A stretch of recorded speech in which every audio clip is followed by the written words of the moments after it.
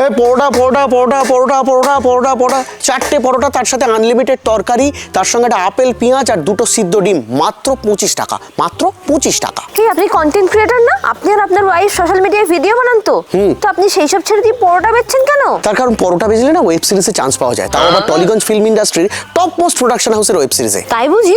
তা নয় তো কি।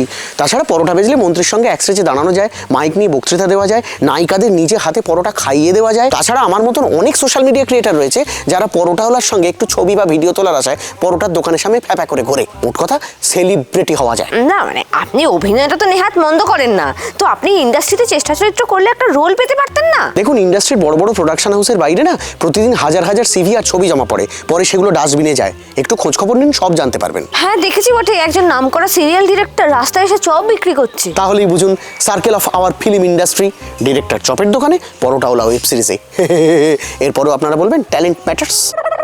পরোটা খাবেন? দিন তো। আসুন।